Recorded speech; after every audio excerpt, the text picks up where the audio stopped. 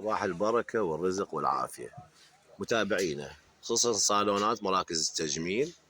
هذا باكج يجي حقيبة مال تركيب رموش. شنو يحتوي؟ يحتوي على رموش منفردة شعرة شعرة، 3 باكيتات 3 تدرجات، اوكي. ويحتوي على هاي الرموش إيطالية شريط، ومن 3 شعرات للشعرات شريطين يحتوي، اوكي. ويحتوي على هاي الرموش الثلاثية زين باكيت، ويحتوي على رموش كاملة زوجين زين. يحتوي على ملقط الكيرف الأعوج والملقط المستقيم. يحتوي على فرشة تستخدم بتنظيف وترتيب الرموش أثناء العمل. هذه العيدان، العود جمعها عيدان، هذه عودان أو عيدان مال تنظيف للرمش قبل الشغل.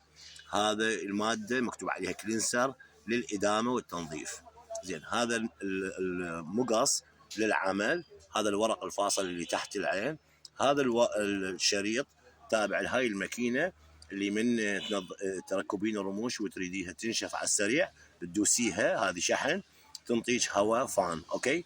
هاي العدسة هاي تجي بلاستيك، هاي تنوضع عليها قطرة اللاصق وتشتغلين، اوكي.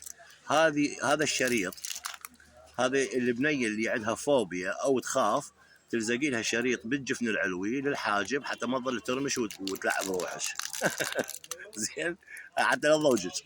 هذا القرص بماده يسموها ليفتنج، يعني ازاله الرموش.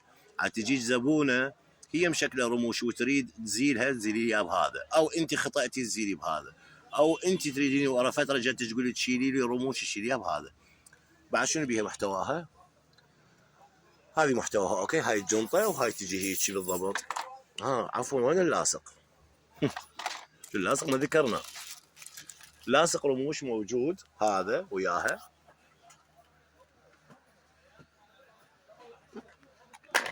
ابو 6 اشهر. هذا يسموه، عفوا يسموه 6 اشهر، بس هو مو 6 اشهر، هو ممكن شهر او 40 يوم.